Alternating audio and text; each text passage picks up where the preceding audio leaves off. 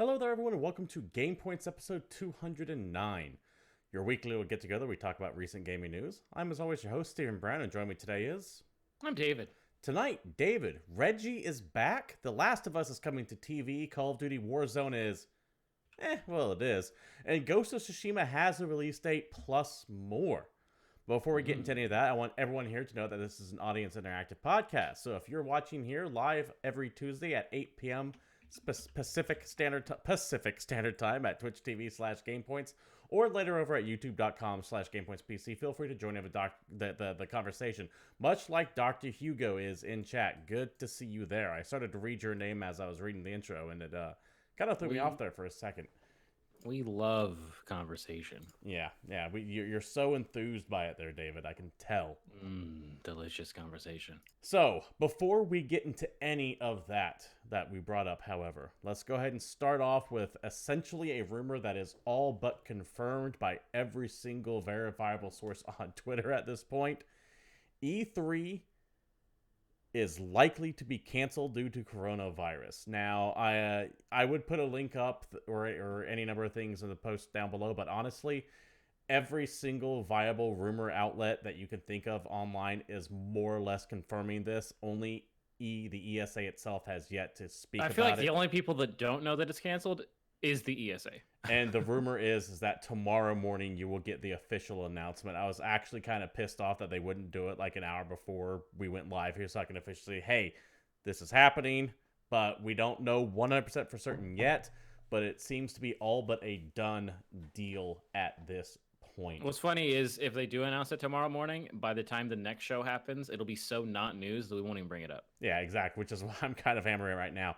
In fact, today's show was going to be covering about how the ESA was full steam ahead with doing E3, despite LA kind of saying, hey, we're going to shut some things down because of coronavirus. They were still all on it. They had some trouble with I Am 8-Bit pulling out over some creative differences, it sounds like, which was going to be joining the whole Jeff Keighley thing, bouncing out of it earlier. All of that immediately got deleted once all these rumors started popping up. So it sounds like E3 this year is very, very, very likely to be There's a million canceled things being canceled, though. We talked about a lot of them last week about just different game industry events that are being canceled, but it's not just us; it's everybody. Yeah, like, I had a conference that was scheduled for the next 2 weeks, and on the 7th they said we're going, and then on the 8th they said we're not going. So it's hit the point now to where I was going to be doing like a running tally of everything that gets closed down. I just don't do it anymore. It's not even news at this point. It's bigger news to have something not closed down than closed down at this point. Yeah, Dr. Hugo, a lot of esports events are also getting canceled. I know like Apex Legends had all their shit pulled. Well, what's funny is there's actually still like some fighting game tournaments are happening, but almost any event that Capcom was at, Capcom specifically is pulling out of. Right. Like, so their Pro Tour is just like a shit show right now. It's done. Which sucks for, a million vendors and the players and a bunch of other people that depend on this kind of stuff for income. Oh, not just even related to like the gaming scene, but like not even. The city of LA takes a massive hit when E3 isn't showing up, let alone all the other conventions that are happening in San Francisco and all these other places. Same with like Boston, New York, etc. All the local businesses take a hit from that. So that's definitely going to affect things in the long term outside of games. Yeah. But to bring the conversation back to games, because that is what we're here for. True. Do you think that this means E3 is just done, or that they'll be back again next year? I think we already speculated on this, and I feel like E3 not happening this year means that various publishers are going to have to force to put all their messages and announcement that they were going to release at E3 online in some kind of sizzle trailer or direct or state of play or whatever the fuck you want to call it these days. And upon doing so, they will probably check the market to see how these games are received, see how initial sales go, see how much they spent on it, and realize that maybe they don't actually need to spend that E3 money. And when the ESA goes to actually create the event next year, they might find out that they have no partners. I'm willing to even say it's more dire than that for the ESA specifically, because E3 is their big cash cow. Let's say that all their partners were like, no, we still plan on doing E3, and they still stay in. The ESA is having such a problem right now with income that even missing one trade show when it's your biggest moneymaker of the Mhm. year is enough to, I think, bankrupt them. I wouldn't be surprised if the ESA declares bankruptcy by the end of the year. Which is crazy. That's completely I don't even know ridiculous. if they can declare bankruptcy because they're not really a business. They're a lobbying group. Whatever let's just say they'll become insolvent by the end of the year, not declare bankruptcy. Maybe. I'm not too sure how those laws would work with something that's not actually a company. Are they for profit? Like, I don't even actually No, understand how it's the a lobbying ESA. group. Yeah, The right. ESA is Like, they're not.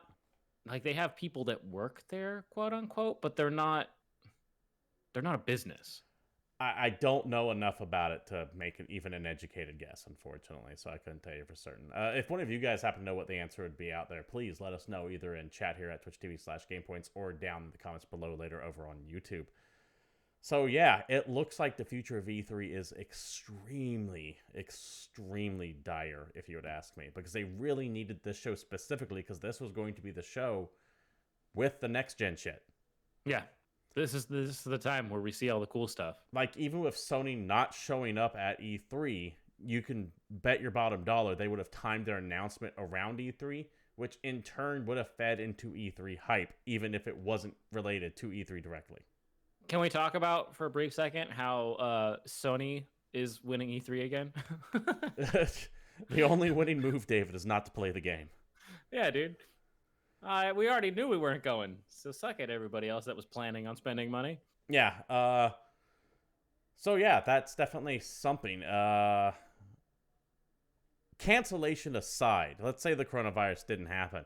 That doesn't change the fact, like we talked about how Jeff Keighley was breaking from E3 for the first time in years with a very vague tweet that hinted at personal disagreements with how it was being run.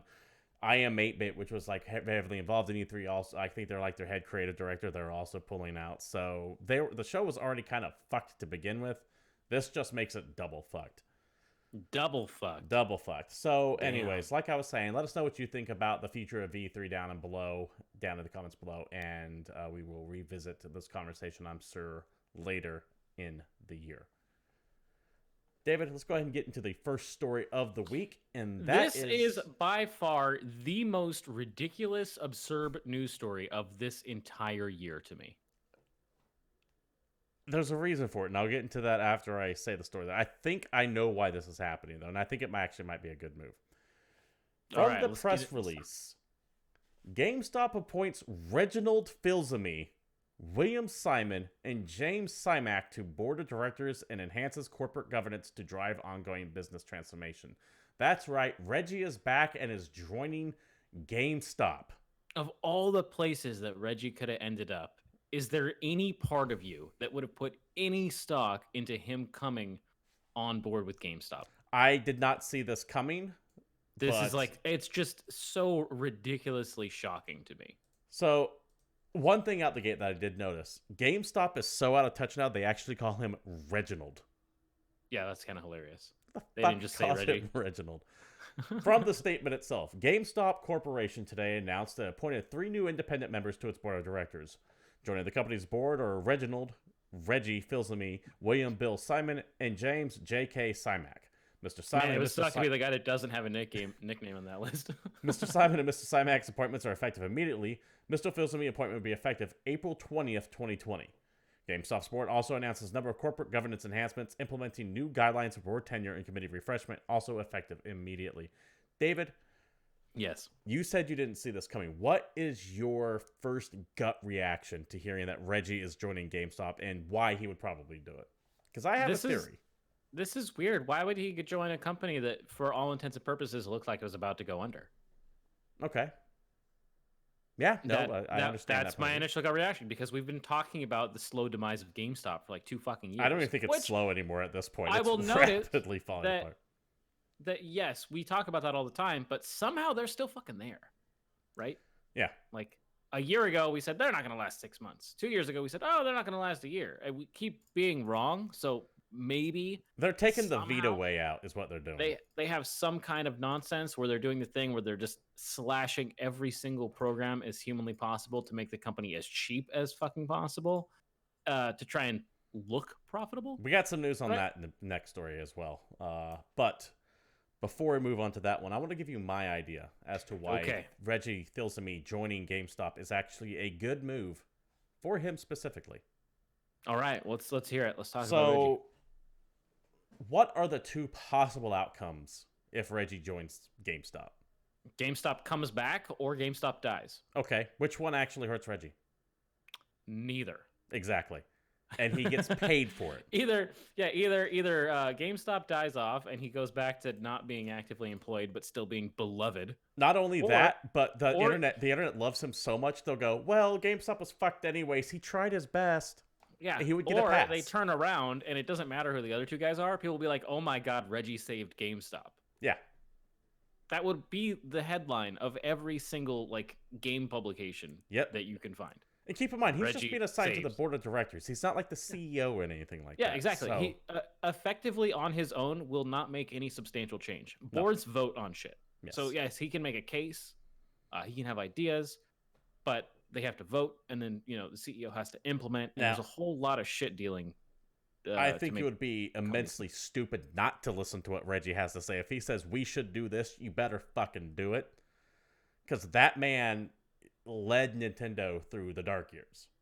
That's true. The Wii U, and pulled them out into the Switch. So, man, I still can't believe the success of the Switch. I still can't believe his real name's Reginald.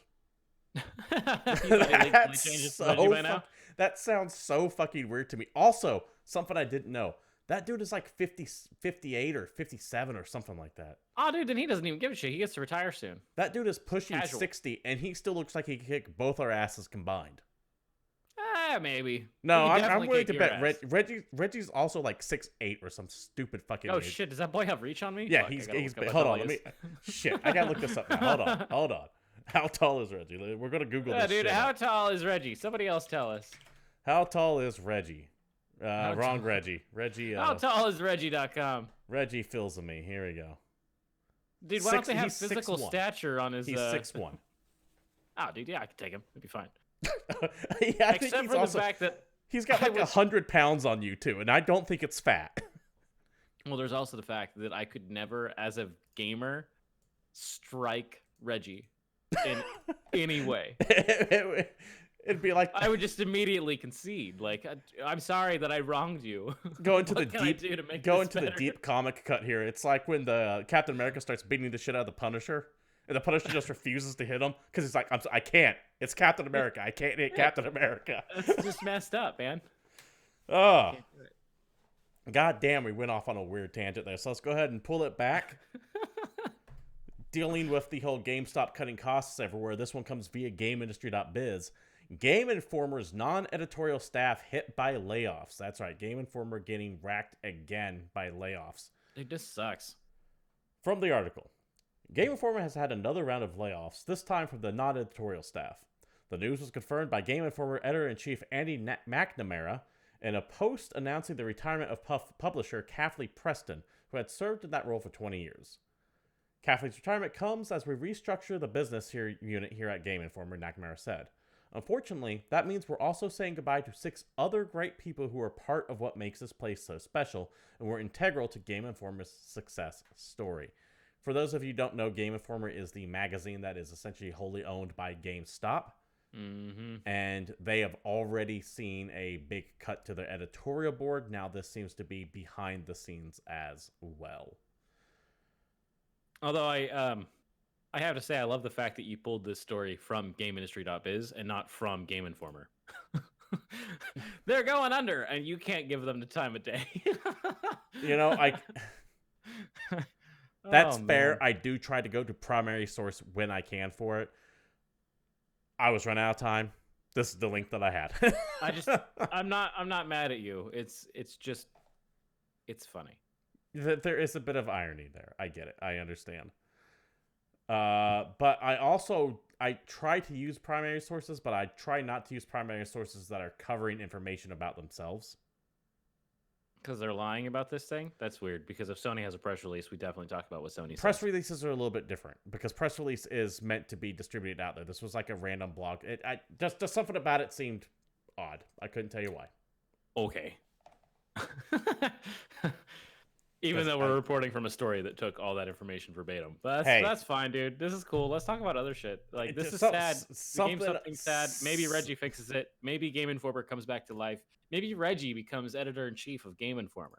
Who knows? he kills and eats the heart of Andy McNamara. Maybe he's the Reginald-in-chief of Game Informer. We don't know what's going to happen. We're just talking heads, bro. I was about to say, speaking of head, because of Herman Holst, because there was an old 90s show called Herman's Head, and that for some reason popped in my head. So, enough of that. Right. Enough of this weird shit that only makes sense to me and maybe one other person who used to watch Herman's Head. By the way, it starred Yeardley Smith, a.k.a. the voice of Lisa Simpson from The Simpsons. It was really weird. Cool. It also had, I think Hank Azaria was in that show, too. She's also in Maximum Overdrive. What are we even doing here? Let's talk about Herman Hurst. You know who else was in Maximum Overdrive? Charlie Sheen. No, not Charlie Sheen. Emilio Estevez. Yeah, it's definitely Emilio. Come on, son. Sorry, Charlie Sheen's in the news for other reasons, which may or may not be true. And if they're true, it's kind of fucked up. Anyway, you guys should watch Maximum Overdrive, and that is the end of this episode. Right. Also watch Mandy. Yeah, although I like Color Out of Space a little better. Fuck, okay. Back to the goddamn news, because I can't fucking keep my mind straight on anything right now. All right, dude. I got this. Herman Hurst, had a Q&A interview with the head of PlayStation's Worldwide Studios. This is a blog from the US PlayStation website. So, yeah, they essentially interviewed him, and in this big old interview, there's only one big key piece of information we really wanted to take away. Yeah, there's a bunch of cool stuff. You can read it if you're a big Sony guy and you like hearing this dude talk. But let's talk about this question. There have been rumors of a Horizon Zero Dawn Complete Edition that might be coming to PC. Can you confirm or deny that? And Herman himself responded, yes, I can confirm that Horizon Zero Dawn is coming to PC this summer. That's right, folks. Horizon Zero Dawn, come onto your computer. There will be more information coming from Guerrilla, from the new studio directors, Michael Vandeloo, JB Van Beek, and Angie Smeets, pretty soon. I like how you take the last name. Never mind. I was going somewhere with it, and it just wasn't working. Never mind. Good. Anyway, this is flippin' exciting, and I'm very upset about the fact that slowly but surely, the best damn games on PlayStation, or some of the really good ones, are showing up on PC. The one thing that I thought would never happen, thus securing the PlayStation as the only console I actually need, as anything that releases on Xbox I can play on PC. PlayStation games were the games that I had to play on PlayStation. I swear, if they announce that Spider-Man's coming out on PC, I'm not buying a PS5. So why are you upset about this? I am not. I'm a little upset because I own Horizon Zero Dawn. Okay. And I'm probably going to buy it again because playing that game in higher resolutions and higher frame rates on my PC sounds amazing, because Horizon Zero Dawn is an amazing video game. And if you've never played it before, one game I've platinumed. If you've never played that game before, I highly recommend picking it up when it comes out on PC, and probably when it inevitably goes on sale on PS4 if you have a PS4 instead. Like, Horizon Zero Dawn is a good damn video game, and I'm very excited to hear this information. But it's just one of those things where Horizon Zero Dawn's on PC, Death Stranding is coming to PC, all of the David Cage nonsense has been ported to PC. Like, there's just a lot of stuff that you thought was going to stay exclusive that didn't. And we've made the argument multiple times that exclusivity isn't actually great. We like it when games are everywhere because it makes it so you can play the way you prefer. I am literally I bought this shit already, and now I'm going to buy it again because I'm a sucker. So you're not upset so much that the game is no longer on Sony consoles. I'm upset at myself. Okay, that's why I want to make sure, because I saw this news story and I was like, son of a bitch, I'm going to buy Horizon Zero Dawn again. There are some people legitimately pissed off at Sony about this.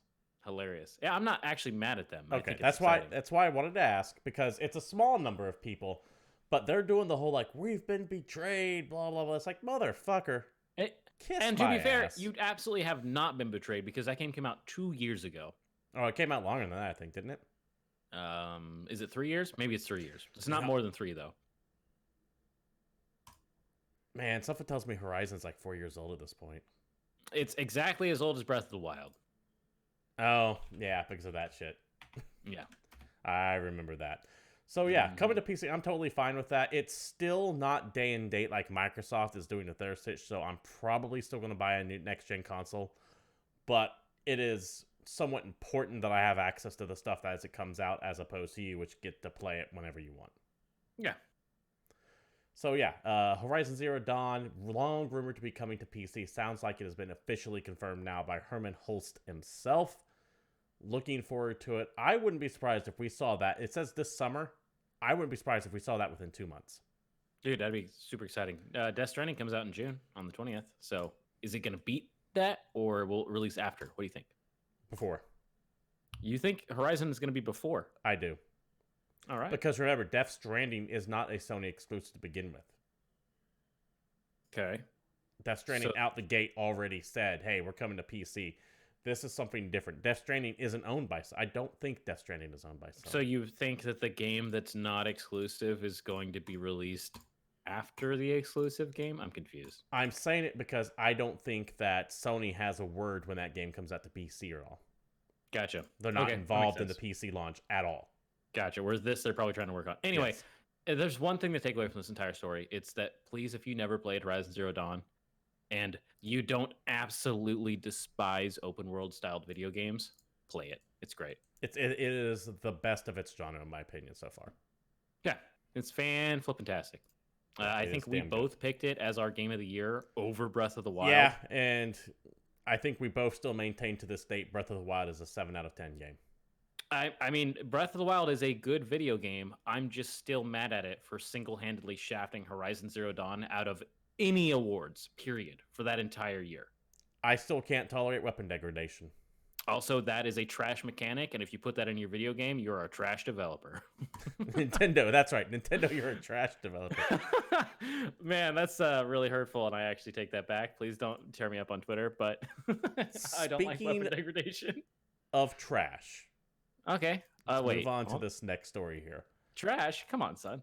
Call of Duty Warzone Battle Royale officially announced. This information the worst kept secret in video games. This information comes via IGN, but you can find it in multiple other sources. By the way, it is out now. This article was written on Monday. It did launch today, Tuesday, March 10th. Warzone itself is essentially Call of Duty's attempt at making a Battle Royale game. It's going to have 2 modes, Plunder and a 150-player Battle Royale mode, all set in one large map. It's got a huge map. It's a huge bitch. 150 people is actually kind of impressive, too. In Warzone, 150 players will drop into Verdansk, where they can loot weapons and gear to fight to be the last team standing. Developers have added some new features unique to Warzone's Battle Royale, like cash, which can be collected in exchange for equipment, field upgrades, kill streaks, or revive tokens.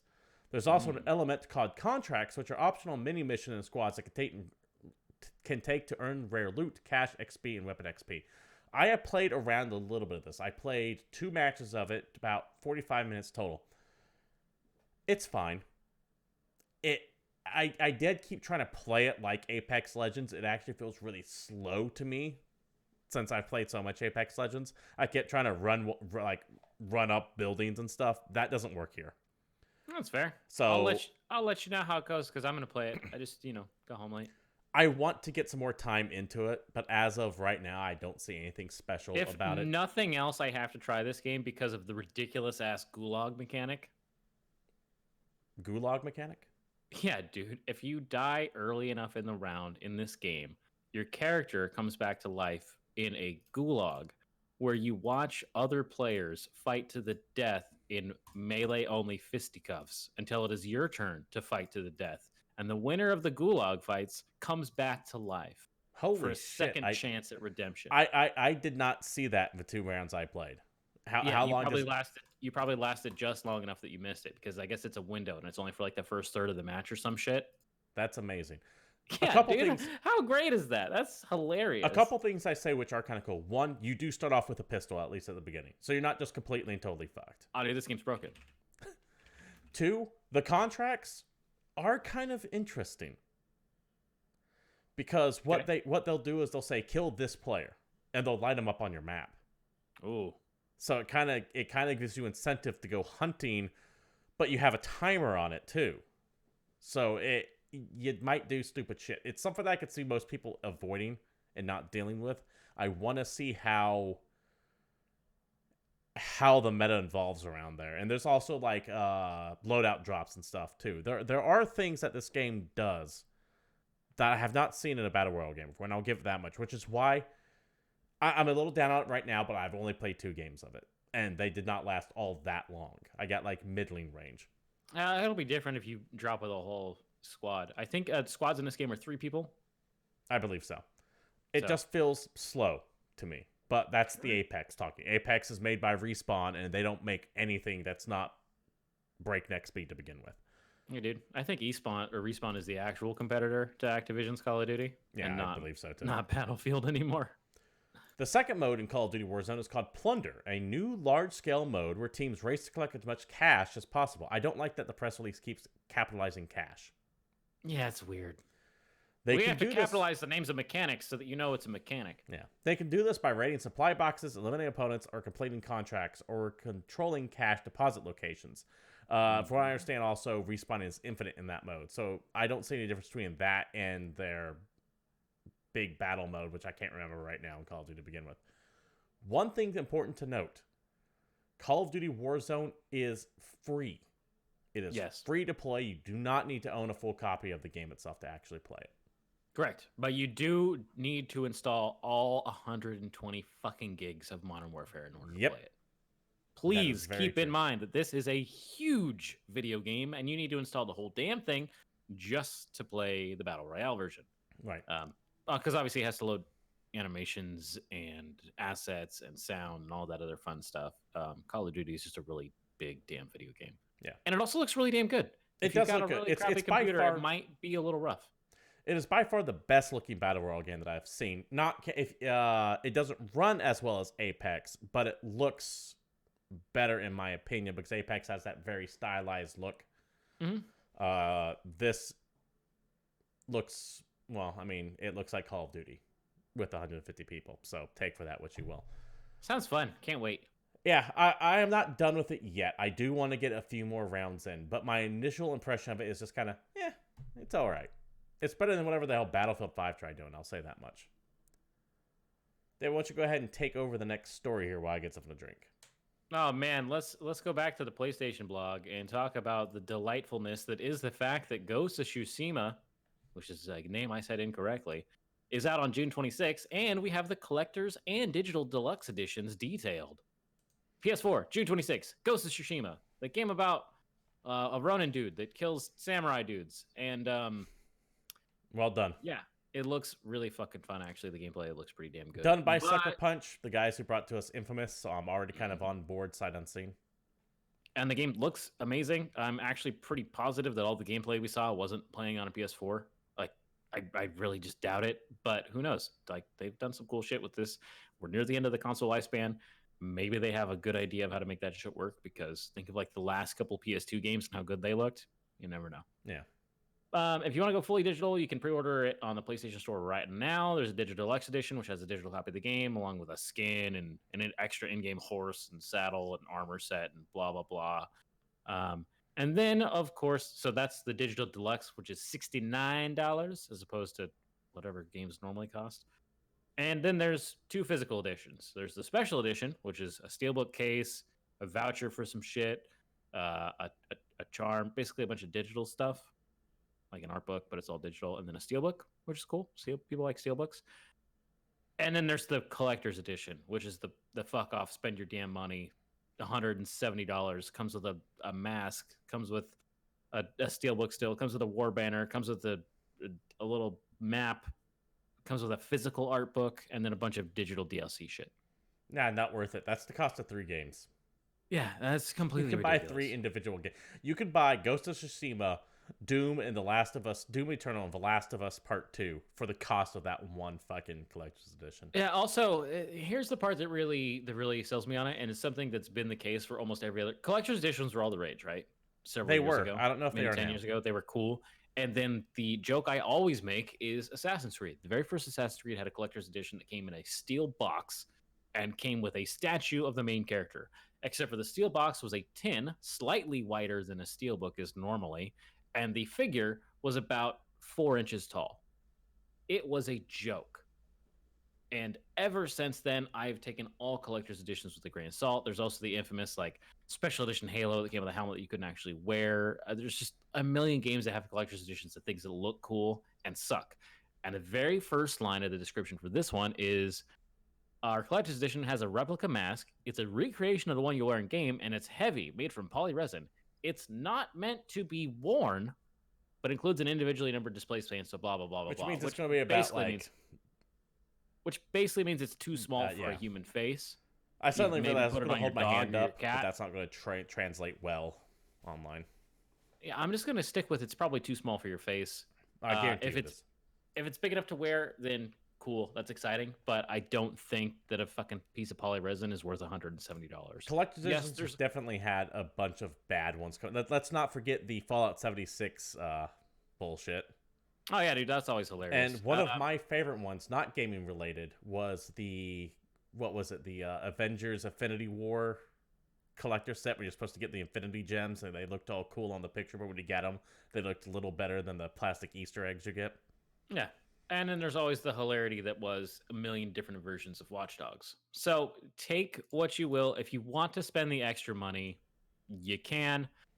Digital versions of games that have special editions will usually give you some bonus DLC, but does it really matter? No, it's almost always always wearing a slightly different color shirt. Too. Yeah. One thing I'm more concerned about, I don't know if concerned is the right word, is the release date, June 26th. Yeah. That's real fucking close to The Last of Us Part 2. That's like a month away. It is. Do you think that means anything? Do you think that means that Sony is kind of sending Ghost of Tsushima out to die? Or do you think this means that it's not releasing within 2 weeks of Last of Us, and it's entirely possible that they are targeting slightly different audiences? But maybe. Yeah, it's a single-player story-driven game, so there is that. People that like single-player games, so maybe they buy both of them. Or want both of them and have to make a decision. But you have a pseudo... I don't want to call Last of Us survival horror, but it's a spooky-esque action game in a kind of dystopian post-apocalyptic wasteland nonsense, as opposed to a very weighted, probably slower-paced action samurai game set in feudal Japan. Like they will not play similarly. Maybe they're both heavy. Maybe they both have intense storylines and all that other nonsense. But I don't know. If it was up to me, I would probably play Tsushima first. I have seen some people worried about it. I wanted to bring it up on here. I don't think that's the case myself. I think this is just a situation where Ghost of Tsushima is getting a little fucked from the fact that The Last of Us 2 got delayed. And it's wedged. But this is going to be their sandwich game between Last of Us 2 and the actual launch of the PlayStation 5. Yeah. And what would you rather Ghost of Tsushima compete against? Last of Us 2 or the launch of a brand new system, which people are going to go, well, I'm not buying PlayStation 4 games anymore. I got a PlayStation 5. Also, there's the fact that Last of Us 1 is the poster boy for video games that released on PS3 and then was remastered as one of like the early episodes of remastering for PS4. Yeah. So, is Last of Us 2 just a PS4, PS5 game? Is Ghost of Tsushima just a PS4, PS5 game? I don't think either. I think they're both solely PS4. Yeah. They will release like maybe a remastered version of it in a year to 2 years. A year or two into the PS5's console life cycle. But not out the gate, no. I think this is less them, just to address the question of some of the pundits I've been hearing online. This is less Sony not having faith in Ghost of Tsushima as much as they just don't want to put anything up against the launch of the PlayStation 5. Yeah, they want to make sure you have a reason to get a PS5. Yeah. I will say this to Speaking of, they need to start fucking talking about that thing. They do. This, to me, however, does mean that the PlayStation 5 is coming in September and not November. Ooh, actually, that's a pretty decent call. Because if it was coming in November... When's PSX happen? Isn't it like November 6th? Well, it hasn't happened for years now at this point. Oh, they just straight up canceled it? Well, they just don't do it anymore. I thought they only skipped 1 year, which was last year. They just added, I think they've done it for like the past 2 or 3 years. Oh, shit. My bad. If the PlayStation 5 wasn't launching in September, though, it was launching in November, I could see them having pushed Ghost of Tsushima back to like July. Just give it some more breathing room between their big releases. That's But fair. what the fuck do I know? I'm just some random person on the internet. That's true. While we're talking And about The Last of Us, David, why don't you go ahead and bring up the next topic here? Oh yeah, dude. This is actually pretty interesting. Yeah, From super excited the for this. Hollywood Reporter, where we talk about video games all the time. The Last of Us has a series in the works at HBO from the Chernobyl creator Craig Mazin and Neil Druckmann. Craig Mazin, the creator of the acclaimed limited series Chernobyl, is reteaming with HBO to adapt the hit video game The Last of Us. Chernobyl, by the way, fucking amazing. People love that show. Watch it. People really like it. So It's fucking good. It's got some dystopia in it. In a rare development in the world of video game adaptations, the writer and creative director of the game, Neil Druckmann, is also involved and will work with Mazin to pen and executive produce what is intended to be a series. So we're not getting a standalone movie or anything. The project is a co-production with Sony Pictures Television in association with PlayStation Productions. Also, is that a house that we've ever heard of? Because No, I didn't realize that PlayStation had a nonsense. It's the first television series from PlayStation Productions. There you go. Is it also the first anything from them? Yes. Okay, cool. The HBO series will cover the events of the original game, which was written by Druckmann, with the possibility of additional content based on the forthcoming sequel, The Last of Us Part 2, which is coming out May 29th. And there you go. The Chernobyl guy is making Last of Us. Right. PlayStation Productions, a quick look of it. They're also apparently doing the Uncharted movie, but that I don't think we'll ever see the ground. Which has been in development hell for the last 4 years. It's longer than that, I think. Or And 18, an untitled Twisted Metal series. Oh my god, they're going to make a Twisted Metal show? I hope How they does that keep the even cheesiness. What you do is you go back to like the Sam Raimi Hercules show in the 90s, and you make it like that. Yeah, I feel like it's just you take the premise of the Running Man, but then you don't adapt it to modern times. You just leave it full 80s. Yeah, it needs to be 80s, early 90s. It needs to have that Hercules It needs to and Xena feel cheese. like that. Yeah.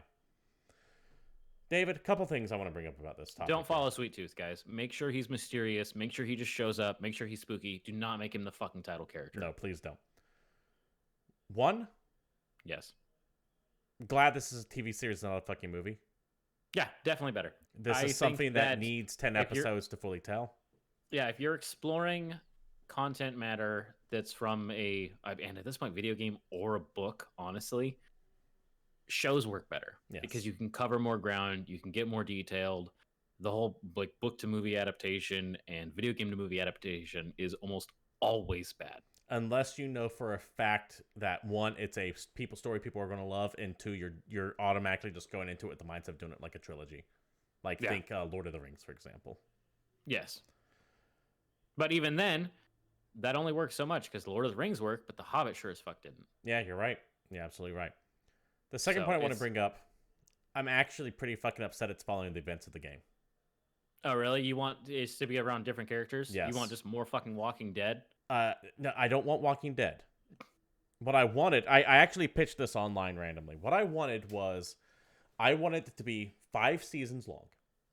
Ooh. Each season with a different group of people during a different time of the fall leading up to the events of The Last of Us. So like the first season would be the prologue of the game.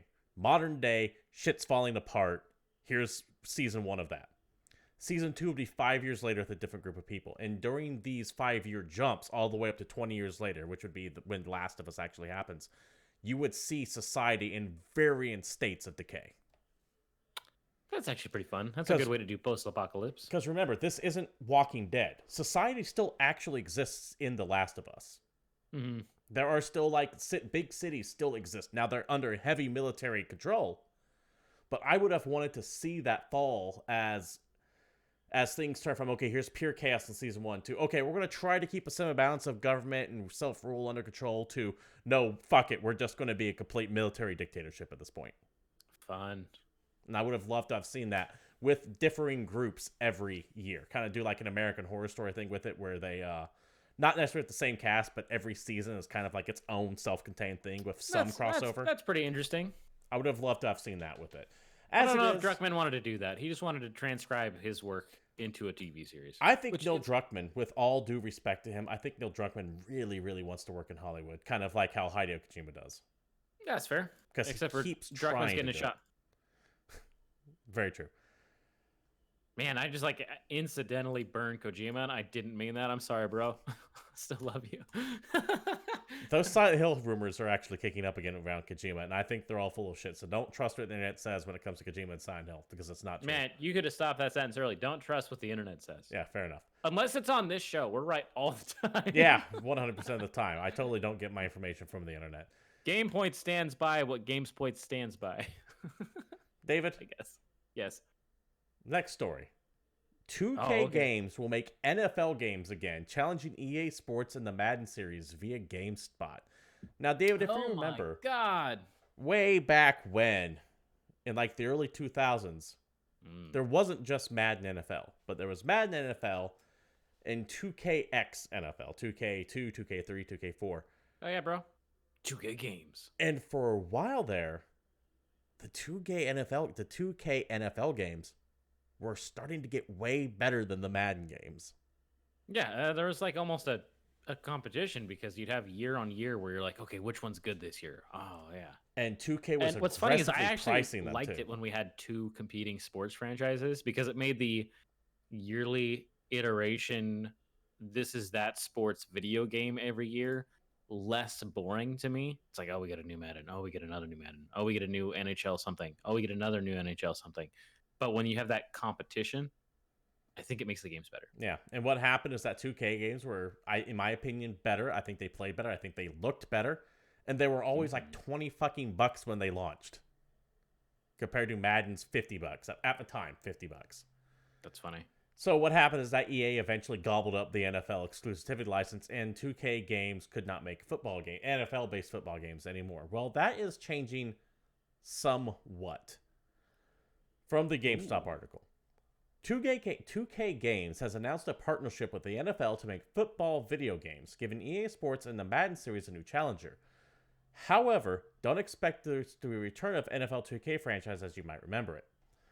The multi-year deal will see 2K Sports creating non-simulation football games, which is a key detail to note. EA Sports Madden NFL series is a simulation-based franchise, and those games will continue to be made alongside the new ones on 2K. AKA, don't expect ESPN 2K20. Expect 2K presents NFL Blitz. This is the single best part of that entire news story. Because let's be real. I know a lot of people like Madden, but Madden can suck a butt. Blitz was the greatest football game ever made. Fight me. This is the best news. I might play a football video game.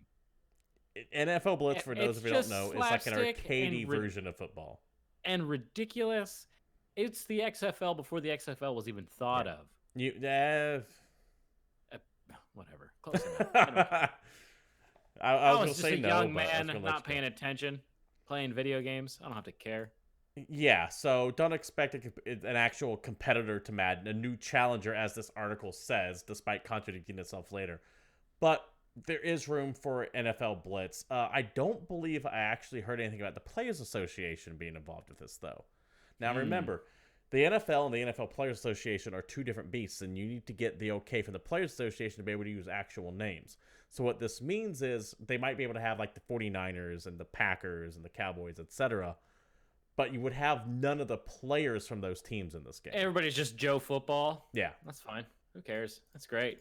I'm not playing that game so I can play as actual people. I'm playing that game so that I can make my own team, pick a ridiculous name all my players whatever the hell I want, and then go online and fight people in my like bright pink and neon green football uniforms because it's hilarious. Fair enough. We're called the seedless watermelons. Every single player on the team has had a vasectomy. It makes them faster. I'm sure. The fuck, David? What's all up, right, bro?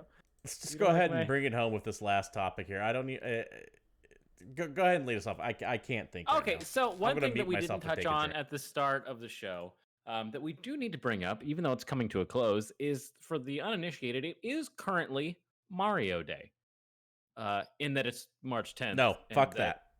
and that you can write MAR and then a 10 and it's Mario. And I hate this somehow shit. Nintendo decided that that was a holiday, and it means that sometimes once a year, the actual first party Nintendo games that have Mario in them are like $5 off. And that's I as close hate as this you get shit to with a Nintendo passion. actually having a sale. I hate Mario Day. I hate May the 4th be with you. I hate Alien Day on April 26th because LV426. I hate all of this shit. I never heard of Alien Day before. Yeah, April 26th. LV426. Okay, cool. Or That's November 7th as Mass Effect Day because of N7. I fucking hate all of it. It needs to stop. No, I think you guys should make up more holidays, and that I should get more time off of work. Make this day more famous. That's part of the reason why I fucking hate it. And if you're gonna make a holiday, make it a federal holiday. Yeah, dude. If it's not a federal holiday, you can suck it. Anyway, this is not actually talking about Mario Day. This is something tangentially related in that it's Nintendo news. Nintendo America on Twitter had a post saying something fun is being built. Stay tuned. #Lego. #Lego Super Mario at Lego Group. It's some kind of Lego Nintendo collaboration, or it's most likely just a Lego game, but with Mario characters. So I immediately ruled that out, and I'll tell you why. Because if it was going to be a Lego game, you would have seen a logo or a trademark from Traveler's Tales, the guys that make these games, and there was nothing like that anywhere on here. Oh, that's right, because Lego doesn't actually have a studio. It's all made by those guys. Yep. What I think this is a Mario Lego playset. That's probably it. Damn it. I wonder if they're going to have amiibo functionality. However, this is the kicker. So you know how every other week or so there's a rumor of a new Nintendo Direct? Yeah, I actually stopped paying attention to them because you're all so fucking wrong all the time that, of course, you guys are like, oh, look, we finally called it, because you think that every fucking week is a Nintendo Direct. So, of course, you get it right eventually. Sounds Stupid like dumbasses. This time around, however, it's not just the internet rumor machine doing it, but Game UK accidentally leaked in one of their promo materials about this partnership being announced during a Nintendo Direct. Cool. I literally don't give a fuck. Fair enough. Fair enough. Well, just because I hate the rumor mill around Nintendo Directs. Like they've turned into this weird hype media frenzy thing, and I can't get excited about it. When the Direct happens, I will be interested. I will watch the Direct. I will like the parts I like, and I'll be bored by the parts that I'm bored by. But I'm not gonna just sit here sitting on my hands like, oh my god, I think there's a Direct coming on the 26th. I'm so excited. Like, I don't give a fuck. Nintendo makes games. Most of them are pretty good. Sometimes we hear about them in a Nintendo Direct. The biggest Nintendo Direct, I think, is still when we find out that there's a new Smash Brothers coming, and they played us with that fucking Splatoon gameplay. And we're like, oh man, the new Splatoon, that's pretty cool. That and then was all really of a sudden, good. Smash You Brothers. see like the flaming thing in her eye or something like that? That was actually that was a good trailer. That was legitimately hype. But unless this Nintendo Direct says, by the way, we're making a new F-Zero, I don't care. I really don't. They're not making a new F-Zero, David. That game, I know. That's why I'm going to make dead. my own F-Zero in Dreams, and then I'm going to get copyright striked by Nintendo. It's not happening. The dream is dead. No, the dream is very much alive and on my PlayStation. All that addressed, the new rumor is that the Direct will be happening on the 26th of this month, if in fact it is happening. That lines up with other Directs, which tend to be on Thursdays and announced on the Wednesday prior. So if this is true, we won't know about it until the 25th, which would be the Wednesday beforehand. Take it with a grain of salt. We'll see what happens, although this one does have the extra caveat of having some promotional material that was posted online, then immediately taken down by Game UK when they realized, oh, we fucked up. Did anybody data archive it? Is it still online? Yeah, it is online. I've seen it. I have seen the data archives. Perfect. I have seen it. It's great. It exists. Sounds good. This is not just something someone's saying. Is there anything that Nintendo can announce in their upcoming Direct that would make you excited? Anything that you think would actually come out now, because there's zero fucking chance that you're going to get any Metroid Prime 4 news, right? Well, no, here's the thing. Here's the thing about that is that after Animal Crossing, we don't know what Nintendo's doing for the next year. So they're due for a 2020 lineup Direct. They're due for it. They have to have one. So if it is the, hey, this is going to be our 2020 lineup, I'm all in on it. I will watch that Direct live because I want to know what's coming. It doesn't have to be Metroid Prime 4. That'd be stupid not to mention Metroid Prime 4. But they would have to start showing that. I would imagine you would see more stuff about if they were doing the 2020 lineup. I would imagine that they would talk about Breath of the Wild 2 and Metroid Prime 4. I would imagine, and this is kind of a stretch, that you would see the next big Mario Odyssey successor soon. Okay, that actually would probably make me excited. I would love to see another Fire Emblem announced, because I think we're due for one of those as well. Doesn't they come out like every other year? Nah, the time lapse between Fire Emblem Three Houses and Fire Emblem Awakening, I think, or was it Fates? It was a couple years. It was more than 2 years. But hey, I would love to see it. I would also love to see a port of Pikmin from the Wii U, Pikmin 3 from the Wii U to the Switch. That seems like a no-brainer. I'm sure they get on it eventually. Anything that was on the Wii U didn't get played, so bring it over to the Switch. But hey, that's just me wish listing stuff at this point. Either way, we are due for an actual 2020 Direct, and I think one is nigh. I'm just not going to go out on a limb and say it's the 26th. David? Yes. Either way, we're not going to know if this rumor is true or not until about 2 weeks from now. Wow, that's so far from now. That is so far from now. In the meantime, what can I do to keep myself occupied for those 2 weeks?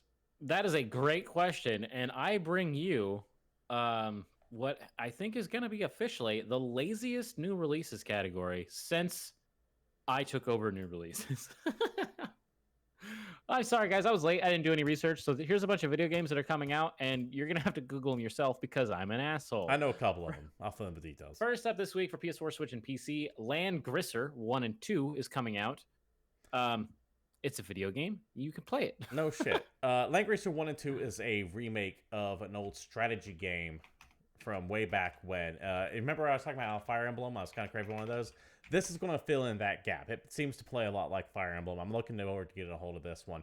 They've redone it from top to bottom. I think the voices might still be the same, or they've actually added some more voice acting into it, but it is a full-on remake. It is not just a remaster. Cool. Also out this week coming to PC is Robo Shark, which is a side-scrolling shark game. You play as a shark, you move to the right, you kill stuff. I think you shoot lasers. I think you have a laser. I'm not 100% on the laser.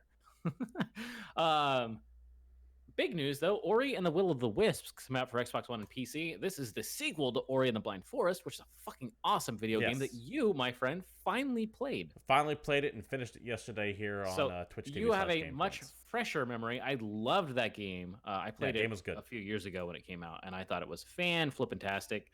That, to me, was kind of the start of the platforming renaissance that we got. A lot of those turned into like roguelikes, whatever. But I didn't realize how old that game was until I actually got it. That game is like 4 or 5 years old at this point. Yeah, I thought it was like it's a few years old. And it still holds up. It's a really fun video game. Very good game. Very good game. If you like a Metroidvania, I'd highly recommend it. And it's getting a sequel, so there you go. You guys can play that. Neon City Riders comes out for PS4, Xbox One, Switch, and PC. This is an RPG. That's literally all I know about it. You'll have to look it up. Sorry. Are you sure about that? I'm pretty sure it's an RPG. Because it looked like a racing game that was more or less a cover for the Midnight. Really? I thought it was a like. No, I think you're getting your wires crossed here because you only had 5 seconds to look at the list here, my friend. That's fair. DJ Max Respect 5 comes out on PC. I'm pretty sure that's a new GD. Oh, you know what? Max No, I take that back. It's an RPG. I'm getting my wires crossed. There is like a racing game that has neon in the title that recently just came out. Yeah. That's all like 80s synthwave racing, but it's in early access. DJ Max Respect is a DJ game hidden through time. Comes out for PS4 and PC. This is a like isometric 2D cartoony building game. I don't know. It's a video game. Haspax Fate comes out on Switch and PC. That's also a video game I've never heard of. Shield Maiden, Neo 2. There you go. There's something I can actually talk about. That comes out on PS4. Super excited for that. This is the sequel to Neo, which is one of the God, I have to say it, don't I? Better Souls-likes. And yeah, it's a Souls-like. It's a video game. You can play it. It has Souls-like mechanics, and that there's checkpoints and there's weighted combat, and it's pretty good. I think though that if you're trying to make weird amalgamation comparisons that Neo of the different Souls-based games is kind of takes away the samurai vibe. Yeah, And I that would you say have like this is more like Ninja Gaiden. yeah, Not it's quite. got like it's got like cool like stances, and there's some other cool stuff you can do. Yeah, I it's actually not think quite that like Neo's Ninja pretty fun. Gaiden, but it is definitely more in that vein. Yeah, My Hero One's Justice 2 is a horrible name for a video game, but you can play that on PS4, Xbox One, Switch, and PC. Super Destronaut Land Wars comes out for PS4 and Switch. Borderlands 3 finally releases on PC for the very first time ever. Just kidding, it's coming out on Steam. All the people that already bought it on Epic will probably buy it again. And then a bunch of people will buy it on Steam and they'll say, look at that, Epic totally screwed over their sales, even though most of you dumb motherfuckers already played it. And finally, last but not least, MLB The Show 20 comes out for PS4. This is one of those pay extra, get a fucking early release, even though that means this is the actual release and they just charge you more for it. Fuck you, Sony. Right. MLB The Show is still, I think, however, the only MLB video game, or at least it's the only one that anybody actually plays. And that's about it. Look at that. I think we're actually ending right on time. That sounds good, We David. started late. With the end of new releases, of course, comes the end of the show. This has been GamePoints episode 209, and if you want to join us live next time, you can do so every Tuesday night at 8 p.m. Pacific Standard Time, right here at Twitch TV/GamePoints. If you can't join us live, you can join us later over at YouTube.com/GamePointsPC. Regardless of where you watch us, feel free to join the conversation with whatever questions, comments, concerns, etc. you might have. Just try to keep it germane to the conversation. If you like what you see here and you want to support this show, you can do so in a number of ways. Watching, sharing, following if the notifications turned on, bits, subscriptions. Specifically, if you're sitting on that free Amazon Prime sub and you haven't used it yet, I'd appreciate it here, but if you don't use it here, give it a good home somewhere. You can join our Discord server to reach out to the rest of the GamePoints community. The link is provided down below. You can follow the show on Twitter at GamePointsPC, David there over at Pauschleif_Satori, and myself at CapitalistBig21. Once again, this has been GamePoints, and until next time, we're out of here.